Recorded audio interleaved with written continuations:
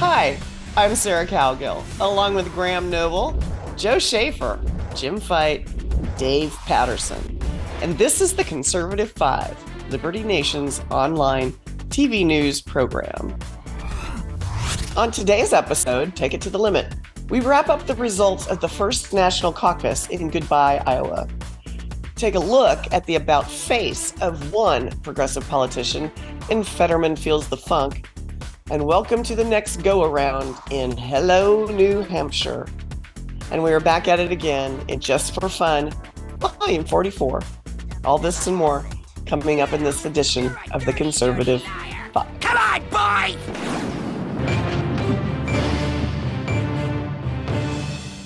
Former President Trump took Iowa by storm, and in a blizzard. The caucus process did not disappoint pollsters who had number 45 plowing to victory, and most eyes were on the number 2 spot.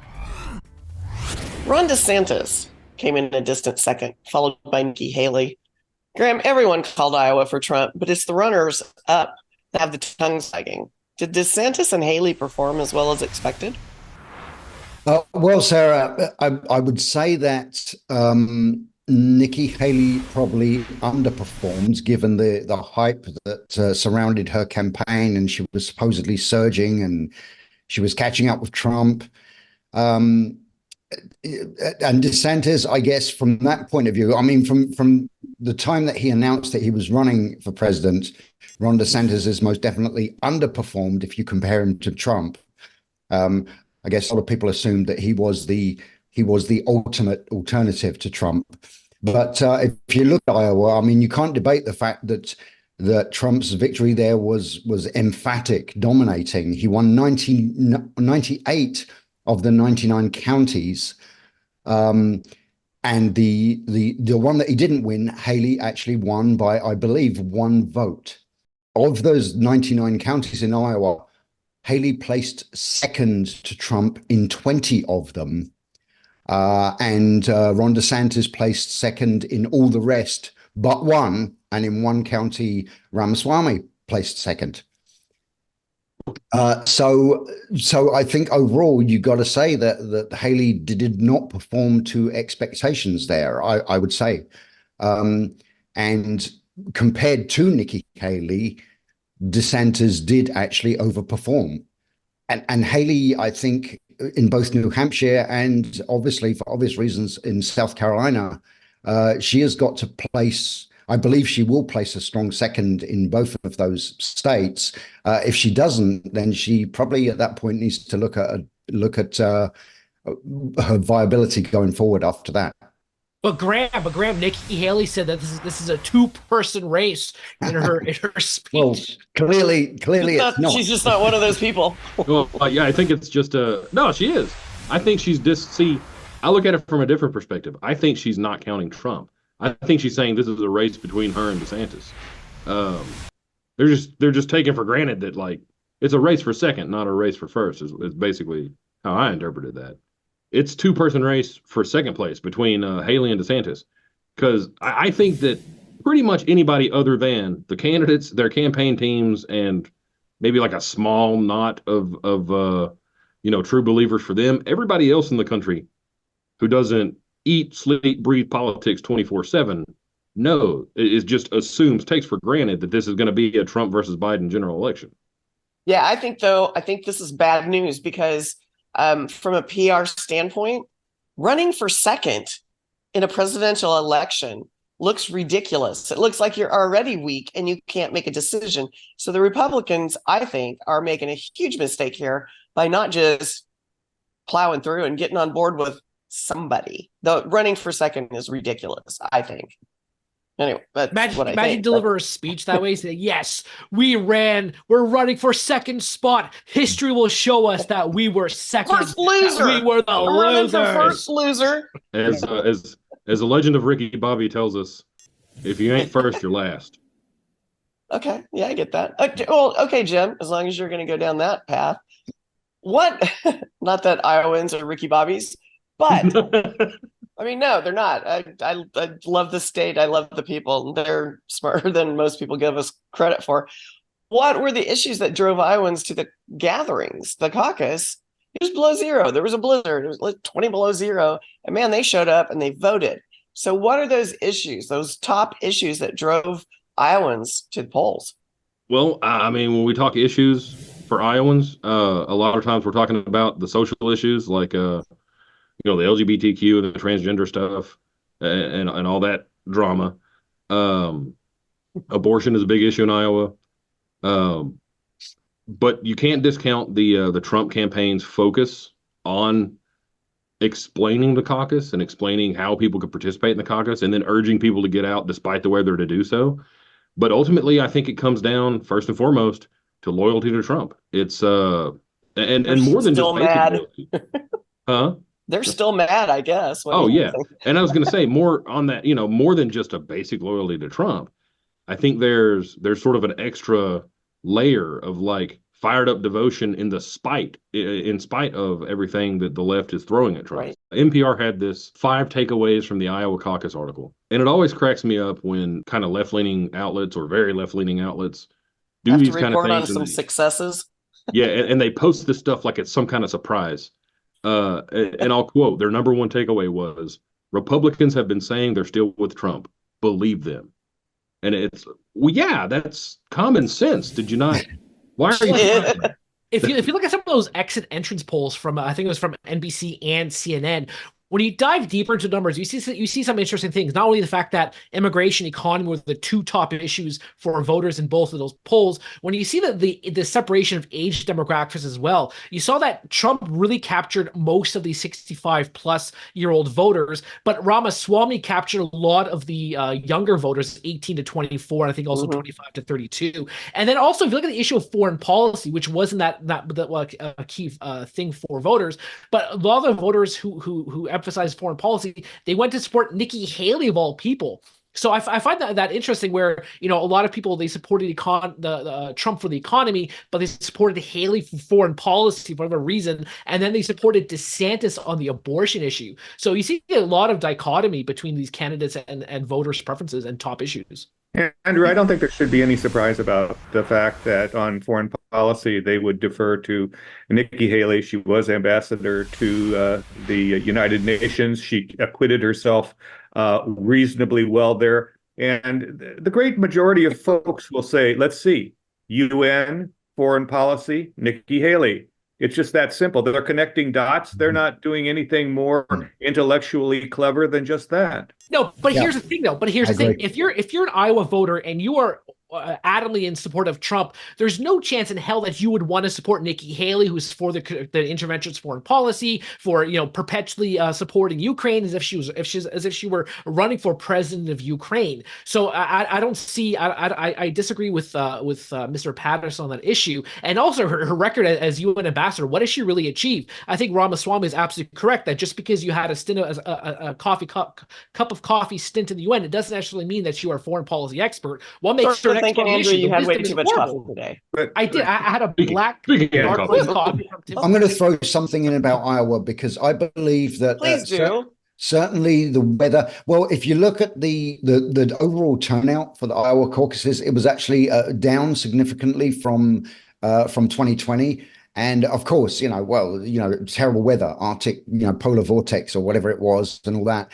But I think the passion of voters for their preferred candidate played into that because, if you got 175 feet of snow outside, how many Ron DeSantis supporters or Nikki Haley supporters are really going to, dig their way out of their houses to go vote? I think probably a lot of them, in other words, a lot of the people who would have chosen a candidate other than Trump, they looked outside and said, don't think I'm going to make it to the caucuses today.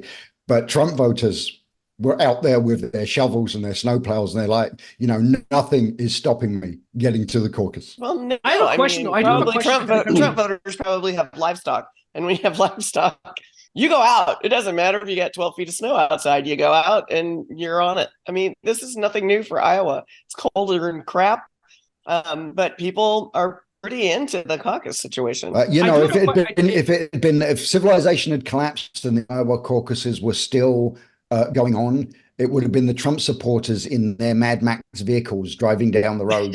Well, you're probably right there. But I do Okay, have I a just question. wanna- Sorry, I have one question to ask. Maybe Graham can answer this. Maybe James can Oh, answer. Lord. But the fact that Yeah. the all the media, they called that whole caucus within about 20 minutes after the polls closed. But I wonder how many people left, because I spoke to a lot of reporters, and a lot of these precincts, they didn't even start voting until about 8:30, 8:45. They're still doing, they were still doing the Pledge of Allegiance. They were still going through the basics. A lot of people were still talking about their candidates. Some people left early just by the fact that everyone said, "Okay, Trump won. Now it's the thing's over." That's my question. But they still voted. I mean, you get there, you get your little slip of paper, you write down who you want, and if you're done, you just turn it in and leave. They don't count it until everybody's done. But some of the precincts were still going through the basics by the time by 8:40, 8:45 was around. All right, I'm gonna ask one more question. I just hope you guys go a little bit round robin about it. Trump's speech following the whole shebang, he seemed kind of like nice all of a sudden. So what do we make of that? Is he trying to mend fences and maybe pull the Republicans together? Is a Hail Mary kind of thing right now? Anyone? Maybe. Maybe he was just happy. I mean, he got exactly what he wanted in Iowa. I mean, he didn't just win. He didn't just win in Iowa, which was, I think, for most people a given. He won. He smashed the previous record for the lead between the number 1 and the number 2 spot by like 2 1/3 times as much of a margin. So he won bigly. Is that what you're saying? He won bigly, Sarah. Super bigly. Bob Dole in 1988 had the record. It was like 12.8%. Trump smashed that by defeating what ended up being DeSantis. I really thought it was going to be Haley by a point or two, but he ended up beating out DeSantis by 29 point something percent, 29 point what was it? 29.8%. Yeah. Never in the history of the Iowa caucus has there been a greater lead than 12.8. And he like 2 1/3 smashed that. All right, boys, are you giving Jim the last word on this, or anybody got anything else that they want to add to that? I just think in terms of his victory speech, if you want to call it that, I just think it's easy for any candidate to be kind of magnanimous and nice and generous to his opponents, his or her opponents, after the victory, after the fact. But Trump soon, within the blink of an eye, Trump is going to be back to throwing out insults and so on, because that's who he is. So yeah, good speech. I would say kind of good for him that he was kind of pleasant and talked unity and was somewhat magnanimous, but that was what you might expect after such a emphatic victory. I don't think it necessarily indicates a softer, cuddlier Trump. He might be opening the door. Yeah, he might be opening the door, however, to a more conciliatory run against Biden, where he will have to be that. He understands that, I think, and in order to beat the doddering old nice guy, you're going to have to be at least somewhat conciliatory in the issues. And I think that's where he's going and will go in the general election. All right, guys. Iowa's in the history books. Next up, of course, is the first primary in the nation, New Hampshire. As always, we've got you covered in the political news of the day. Thanks for tuning in.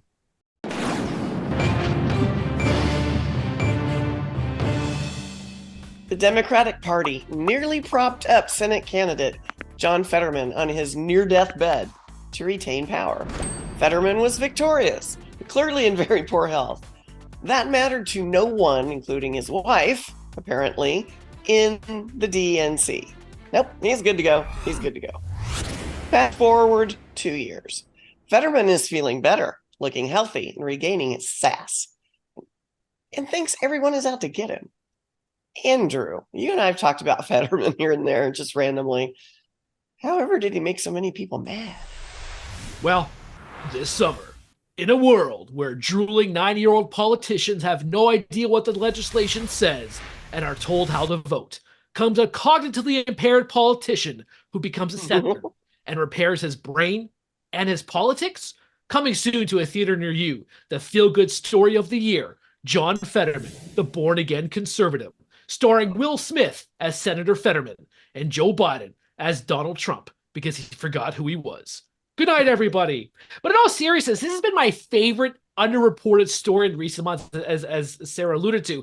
Here's a guy who's now talking about how the South African government's targeting white farmers. Here's a guy who's talking about the border crisis that most Democrats are not. Here's a guy who's asked why Hamas is not standing down, why Hamas is not being told to stand down, but Israel is. Here's a guy who called out Bob Menendez while everyone was focused on George Santos. So this whole transformation of Fetterman has been remarkable. I see a lot of the conservative reaction on X or Twitter, whatever you want to call it, and they're saying, "Hey, we'll forgive him wearing his hoodie and his gym shorts if he keeps talking like a conservative, and even better than a lot of Republicans name only." So the Fetterman, this is the guy to watch in 2024, and I can't believe I'm saying this.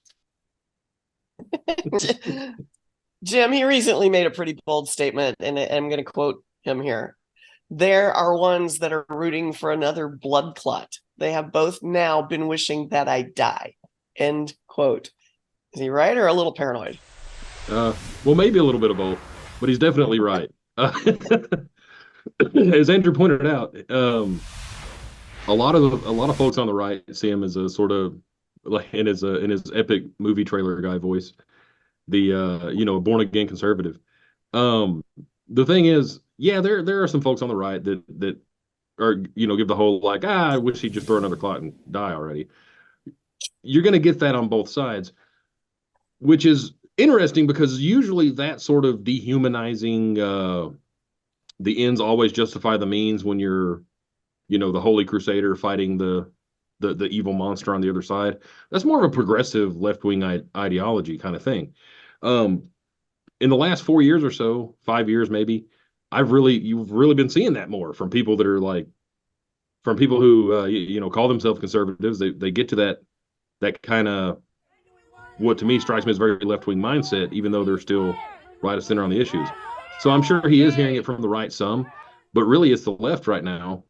He's getting this a lot from Democrats. They're just wishing he would die, and I think there's two reasons for that.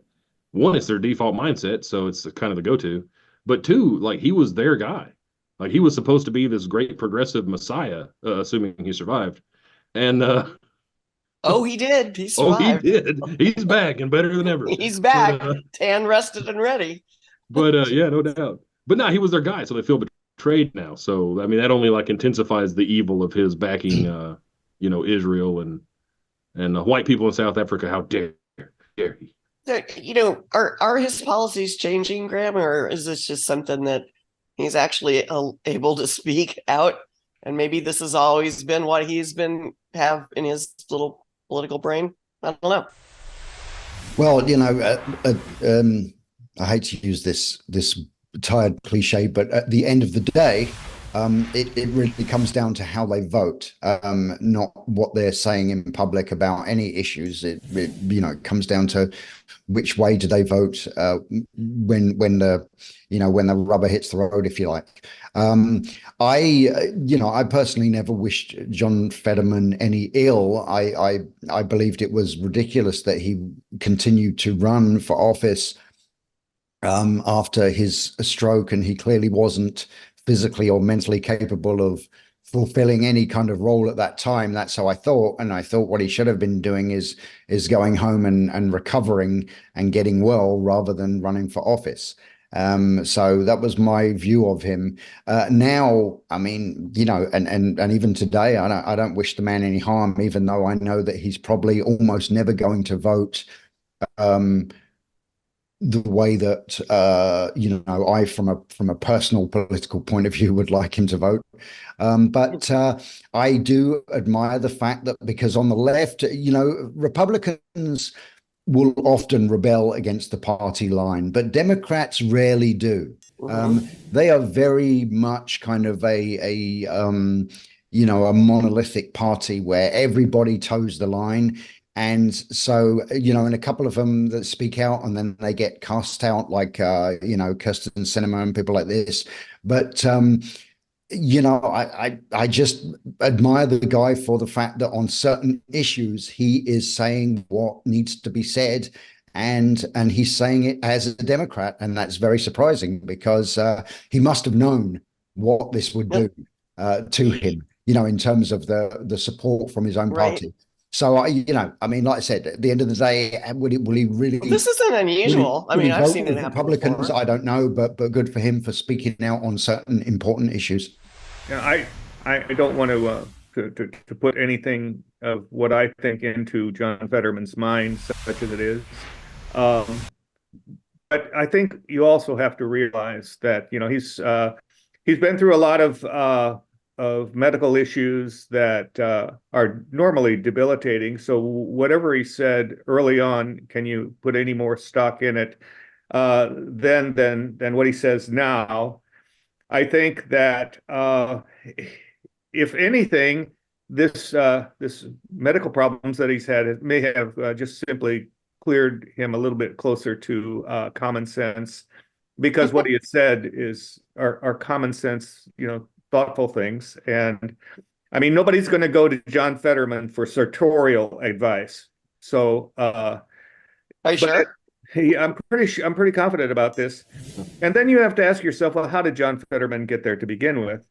And it's the Republicans' own fault, because Mitch McConnell and the Republican Party deserted Dr. Oz financially at the very end. And so when you do that, then you get what you get. You get what you get. And but I don't think that John Fetterman is going to break with the Democratic Party in any serious vote. I have a proposal. If John Fetterman starts talking about balanced budgets and ending the Federal Reserve, I think we should erect a marble statue of Fetterman, just like Michelangelo's David, erected in the halls of Congress, and bow to that, because that would be just a massive transformation. But I'll say one thing too. It just came to me. I'm sure Dave has seen this movie. It's a Woody Allen movie. It's called Everyone Says I Love You. And one of the young characters, he's a conservative, and he has a brain clot. And they remove the brain clot, and suddenly becomes a diehard liberal, and he wants to ban the NRA and all that stuff. But this is the exact reversal with John Fetterman. He moves he solves his brain problems, and then suddenly he leans a little bit more right. So I thought so. Those are my two takeaways from this conversation. Oh my gosh! I don't think he's leaning right as much as he's not leaning over so far left. That's a great conclusion there. Yeah. And the other thing I'm just from observing, because Andrew likes to send me all this randomly weird information, is he doesn't seem to be, he seems to be just John Q. American. We got to do something about the border. We got to do something about this. Got to do something about that. And you've seen what happened when Eric Adams of New York City makes a big, bold statement about sanctuary cities and immigrants. He gets wiped out, man. The FBI's at his house digging through stuff, looking to find files or this or that. I personally, if I was a elected Democrat, I think I'd probably be towing the party line. Yeah, well, I think you can anticipate that Fetterman will, like I said, and like Graham said, on major votes, he's going to be right in the middle and of the Democratic point of view. And I don't think we should be surprised otherwise, because remember, there is always the next election, and even senators who are relatively new have that in the back of their minds. Well, no matter the issues, Liberty Nation wishes John Fetterman all the best. I know we sounded a little rough and tumble here, but we do. And all right, we are a tiny bit proud that he is standing up for his constituents to boot. Thanks, panel.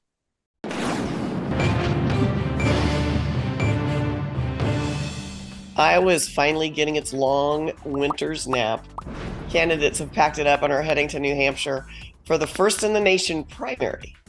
Former President Trump still leads the pack, according to the polls, just not double digits this time. New Hampshire conservatives may be a tad more moderate than Iowa, and it may come down to the undecided voter. So what's the primary driver behind voters in the New Hampshire primary, Jim? Well, we definitely have two different electorates here. Exit polls in Iowa suggested that most Trump supporters had made their decisions long ago. They were backing Trump, and that was that. Anything the left threw at them only made them hold on tighter. voters in New Hampshire have a history of not doing that, of picking their primary pick like the week of the election. It's more of a, I guess it's more of like an independent minded thing with conservatives in New Hampshire, almost a libertarian bent maybe. They tend to focus on things more like the national debt and federal spending than religious issues or social issues even. But it'll be interesting to play out to see how it plays out. I think polling suggests it's going to be a much tighter race. Andrew, I kind of want a little bit of a comparison here between Iowa and New Hampshire. Iowa's got to just be off the charts in generating the economy, the local economies there with all the stuff that they do. And then there's the whole, how much basically each candidate spends per vote that they get. Can you kind of dive into that for us a little bit? Okay, so on the first part, when it comes to stimulating the economy, yeah, the Iowa they view it as economic stimulus every time the caucuses come here. I mean, they have that Iowa State Fair, months before the campaign begins. That's when everyone starts erecting, installing campaign headquarters and getting their candidates off the ground, all that stuff. And I've seen numbers, tossed around. I think it's in Des Moines alone, they get about as much as $5 million in direct stimulus from all the campaigning. And I know a guy, he's a reporter, he's been reporting for about 30 years. He was in Iowa this year alone, and he saw, stands on the side of the road selling Iowa caucuses shirts. Restaurants are raising their prices, so you see everyone taking advantage of it. Now, when it comes to the cost per vote in New Hampshire, I think one of the best things, you go to 2016, Trump spent as much as $5 million. Some estimates say $3 million. But if you contrast that with the cost per vote, he spent about $30. Compare that. Jeb Bush, him and his please clap. Nobody's clapping? What the heck? Okay, so anyway, so his campaign and the super PACs, they spent about $34 I don't even know why we're supposed to million. clap. How are we supposed to know to clap? We clap I for said Jeb please Bush. clap. I said All please right, well, clap. you need to hold up a sign that says applause or something. So in 2016, his campaign and the super PACs, they spent $34 million. He came in fourth. That means he spent about $1,000 per vote. That's remarkable. That's such a huge gap. And of course, Trump, he's an entirely different beast. He doesn't need, media spots. He doesn't need all this television advertising. He can hold a rally. He can call in some talk show, and that's going to generate all the publicity he needs. Though he is spending more this year. If you look at some number, he's spending about $8 million this year on New Hampshire, and Nikki Haley is spending, I think, about $9 million on New Hampshire. So it's a bit different all around. But overall, cost per vote for him was just, really so low in 2016. Probably the same thing again this year. The benefits of buying in bulk. Is that what you're saying, Andrew? It's like the Costco of the GOP. GOP is at the Costco. Dave,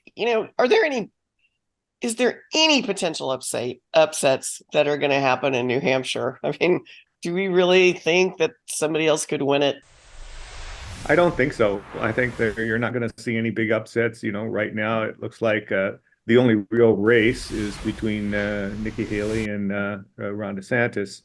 And I believe if things go as it appears they are going, because Nikki Haley is spending a lot more time in New Hampshire, that she'll probably beat DeSantis, but probably not by much. And Donald Trump will win that primary. But you always have to remember with New Hampshire, even though their demographics are very similar to the United States generally, their voting record is anything but. In 2020, Donald Trump 4% of the vote in the primary, but lost to basement Biden, who got 53% of the New Hampshire votes in the general election. But Dave, 2016. Dave, did I feel a little meanness coming out of that comment? Well, there might have been a little bit of irk. If irk can be irksome, then you have to recognize that there's irk. but Dave, that's not what the slogan says. Right? It's Iowans pick corn and New Hampshire picks presidents, right? That's the same? Yeah, well, they might want to go back and take a look at history. I know it doesn't really work. Yeah, it does. The reality is that they don't. Donald Trump got 36% of the vote in the primary, and in the general election in New Hampshire, lost to Hillary Clinton, who received 48% of the vote. it just doesn't really work in terms of whatever New Hampshire does in their primary. You can anticipate that being true in the general election. I mean, after all, in 2004, John the Coward Kerry won New Hampshire in Wow. general election. I You're had no just idea that was mean illegal. today. I know. Did you not Well, get any coffee this morning, Dave? I Good did, grief. but I have a person. If you haven't noticed, I mean, I have a personal animus about John Kerry, having served in the same place he did. I have a question. I have a question for James. Maybe James knows this. How does Keene usually vote during the New Hampshire primaries or New Hampshire general election? Because Keene is that libertarian, a supposed libertarian oasis where they hate government, they just want to be left alone. Do you have the numbers, James? I don't know. I do not. I have no idea. Wow. Okay, so that was a quick answer. I'm going to go back to Dave. I'm going to go back to Dave's. He mentioned the weirdness of people who win and lose and whatever. Graham, neither first contest, Iowa or New Hampshire, are that great at predicting future nominees. Why is there so much pressure on these two? First out of the box doesn't necessarily mean it's the best president you're going to get, right?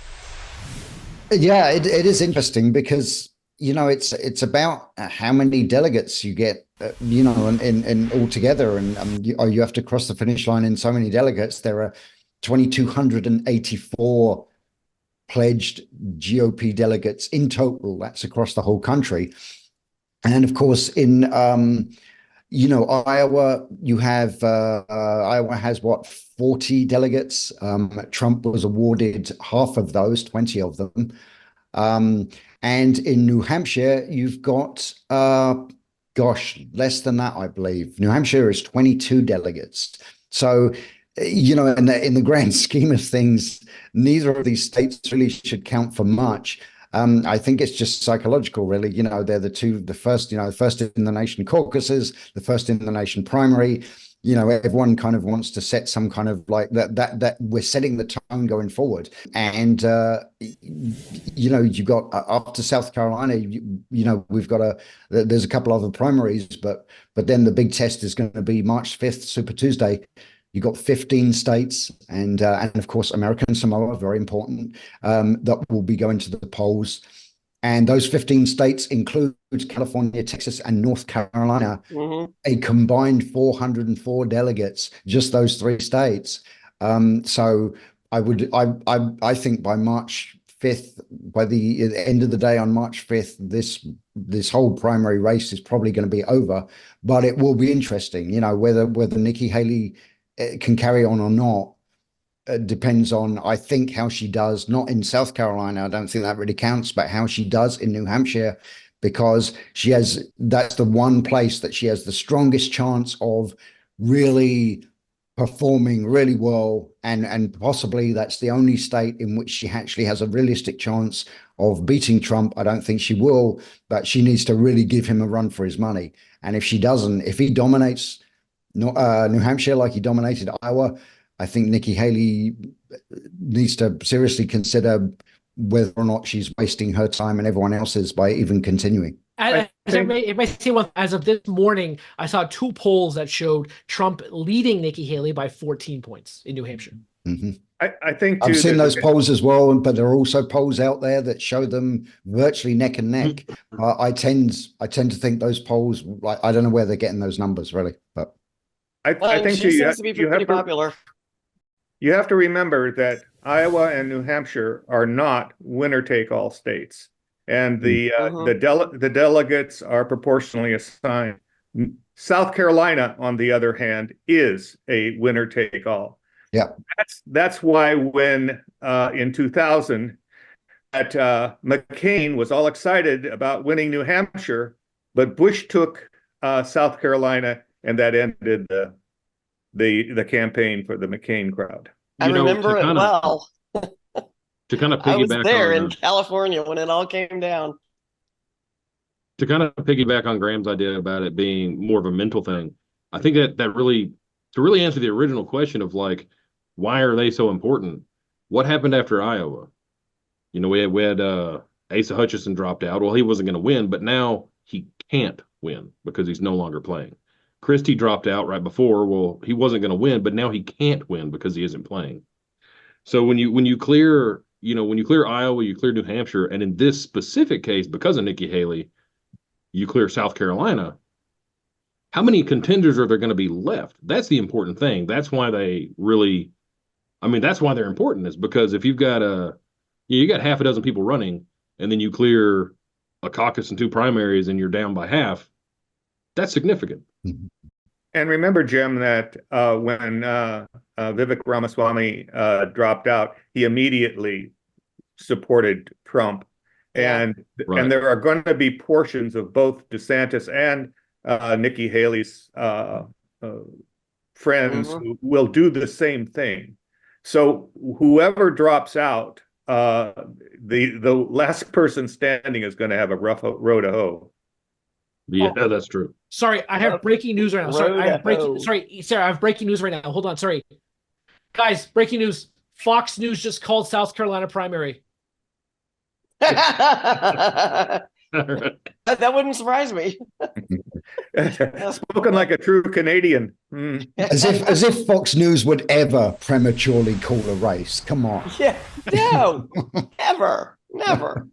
Hey, well, folks, we are just getting started on the road to the White House. Let us know what questions we can answer for you, and we'll keep you in the loop. Thanks, panel.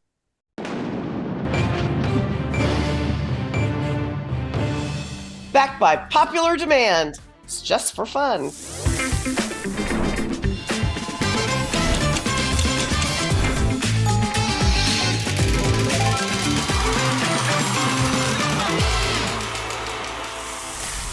I have statements to read, and you, my weird friends, are going to tell me if it's from the Iowa caucus or the New Hampshire primary. And history is involved, of course. Y'all ready? Let's get ready to rumble! Let's do it. What do you mean history? Wow, there's so much enthusiasm with this group. You guys, history? We are ready. We be ready. When you say history, you mean anything before this next second? You're talking about just play along. Good Lord, have mercy on me today. Lord help me, Jesus. All right. Which state has been better at picking nominees for the Republicans since 1976? American Samoa. American Samoa. That was the one. Andrew, it's either Iowa or New Hampshire. So our options are Andrew, Iowa, or New Hampshire. Wrong, Andrew. Anybody want to answer that one? I'm going to go with New Hampshire. Yeah, New Hampshire. I'm going to go with New Hampshire too. Okay, well, you boys are correct. 5 additional nominees won the Granite State to become president. You know who those were? Yeah, I think so. Well, we're waiting. You can share that? Oh, well, yeah, sure. Biden, Bush, Carter, Reagan, and Bush. Not Carter. Sorry for your luck. Carter didn't win? Oh, no, he did not. You're right. You're correct. I'm glad I'm right, because otherwise then we just your notes there would be wrong. We just lied to our viewers. You're a dirty, dirty liar. Bill Clinton, George H.W. Bush, and Ronald Reagan all lost which state, but went on to win the presidency? Iowa. I will say that the answer is the Sunshine State. Sunshine State? Florida? Again, our choices are Iowa or New Hampshire. Somebody give Andrew his coffee back. Well, one of those states south of Andrew. It is Iowa. Yeah. It is Iowa. Every state is south of Andrew. Mm-hmm. All right. This Republican's 1980 victory in Iowa gave him Big Mo, a term that's still used in political schools today. Who was that? Get over there! Big Mo. Come on, even at it. I have no idea, so I'm just going to say Andrew Rusty Nails Moran. We are not encouraging this. Susan, I'm going to say that the answer is the Empire State. What in the wide world of sports is going on here? Which Now is we're the talking. lovely Wait, place The in entire Kansas. Empire State. Okay, I don't know what's wrong with we're Andrew talking. today. We're talking Iowa primary or general election. We're still in the caucus primary mode. Oh, okay. This, Okay. pay attention. Pay attention. Ooh, someone's in trouble. Dave, you should know this. This I should. Republican's 1980 victory in Ronald Iowa Reagan. gave him Big Mo, a term that's still used in political circles. Well, let's see. Thinking. Wait, 1980? Mondale? That's crazy talk. Was it Mondale Well, Democrat? he wasn't a Republican, so I think you're Oh, wrong. you Tim. said Republican. Okay, Yeah, sorry. well, that You was guys are- you guys are a pain. it. Wasn't Reagan. I'm trying to think of who else. Gosh, you're getting closer. Warmer. How soon we forget? I mean, Well, I'm gonna tell you something, Dave. I've completely I'm gonna tell you forgotten what something. happened. Let me say something to you, Dave. When I won in 2016, that was the greatest election victory of all time. That beat all the 1980. Who cares about 1980? I care about 2024. That's what I care about. And 2016 was the greatest moment in U.S. history. Stop it. Get some help. Who cares about Mondale, James? Who cares about whatever Graham down there says? It Okay, doesn't Donald matter. Doppelganger. Gosh. I mean, Come on. Seriously, 1980? Who was in the fight for the Republican nominee in 1980? Well, I will say that my bank account was bigger than anyone had ever seen in 1980. It doesn't matter. It's bigger than the U.S. government's budget. It doesn't matter. Let's worry about my bank account in 1980. I don't care about Walter Mondale. I don't care about Ronald Reagan. I'm the vision. I think we're not going to get this question answered, are we? No, I don't think we are. So, I don't think any of us have a clue. after he I was don't. declared the winner in Iowa, George Bush said, original, "We will look forward to Big Mo being on our side." Deserted him 36 days later when Reagan trounced Bush 50 to 23% in the New Hampshire primary. Hey, Graham got that. Graham got the answer. I heard him say. Everybody's no, I didn't know. I could have sworn he- Everybody's favorite Republican president, George H.W. Bush. George H.W. Bush is a loser. all right. This contest generated the highest turnout for the Iowa Democratic caucuses in history. Democratic turnout at the Iowa highest turnout. Was it JFK versus Hubert Humphrey? Hillary Clinton versus Barack Obama? I love you. Hillary Clinton versus Bernie Sanders? Or sorry.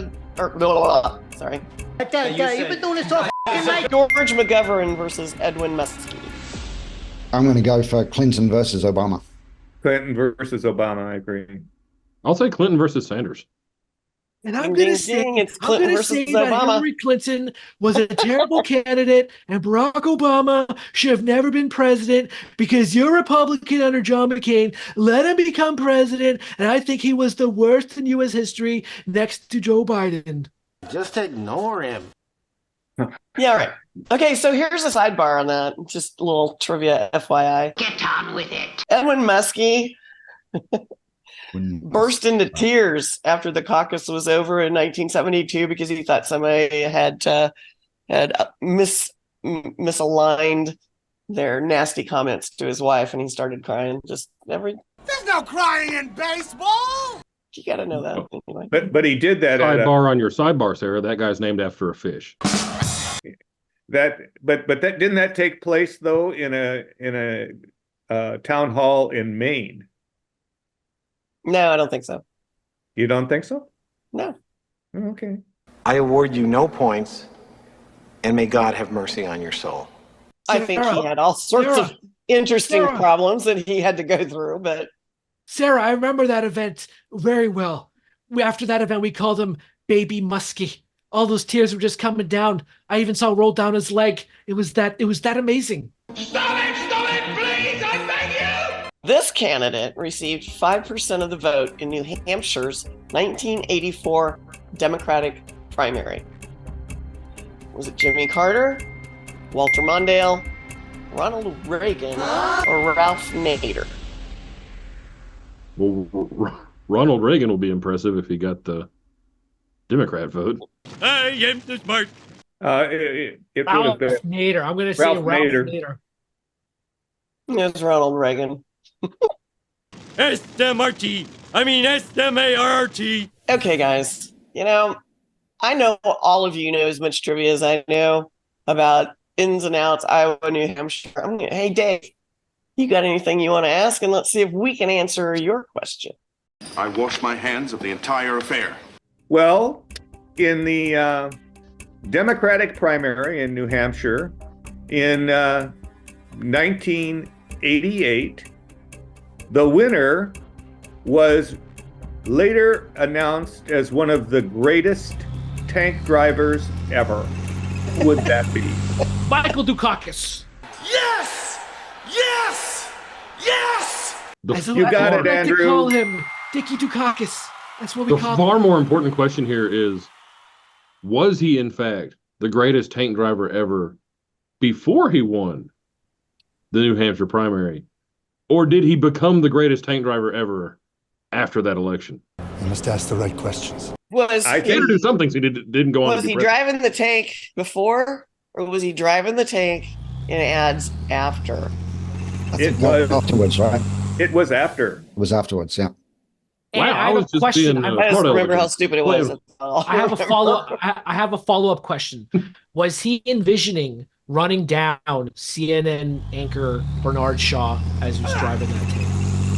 Was any maybe that's an inside joke? I don't know, because that might be classified information. I'm behind a locked door on that one, Andrew. I have no idea what you're talking about. That might be classified information that our Pentagon official here can't say.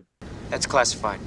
Oh, I think Dave probably that's remembers right. it. It was that, or Graham. It was a CNN debate, and George Bernard Shaw was saying, "Oh, what happened if Nikki Dukakis was violently attacked? Would you support the death penalty for Dukakis?" And Dukakis gave a completely different answer than what he was asked. I don't know. Here's a good trivia question for y'all. Who won the New Hampshire primary with the lowest percentage from the Republican Party?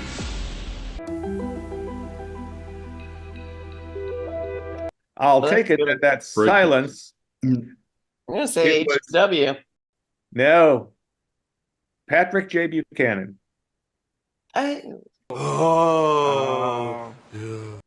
Patrick J. Buchanan won the primary in New Hampshire. That's crazy. 1996. Wow. Okay, that I would. And never so that was the whole 12. He won with like 12% or something, right? 27%. Oh, 27%. Yeah. Okay, yeah. Hell, that ain't too bad. Now, if you want to talk about the New Hampshire primary, you got to read my book about all the books I write about history. Because you tell you, when I'm on MSNBC, when I'm on CNN, when I'm on Fox News, I'm on all these different networks, I always talk about my 1996 presidential campaign. What? That was my Buchanan impression. I think that was a pretty good on-the-fly Buchanan impression. It was. I don't know. It sounded a little more like Ross Perot, but you know. I really picked up more Ross Perot than anybody else. It's like a crazy ant in the basement. Everybody knows she's there, but nobody talks about her. It was definitely Ross Perot. I think we completely got off track here, which is a tank joke, by the way. Yeah, we did. Joke. I got that. Oh no, I can't herd cats. What you're anymore, saying is the guys. segment kind of tanked at the end there, Graham. Yeah, well. All of our viewers now know what we know, at least when it comes to Iowa and New Hampshire, or what we don't know. I myself can't wait for Super Tuesdays. Thanks for tuning in, folks.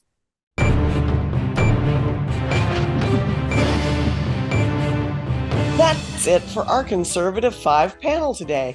Check out our other C5 shows and segments on your favorite video platform, YouTube, Vimeo, Rumble. We're on them all. As well, Liberty Nation has its own Roku channel where you can see all of our TV productions.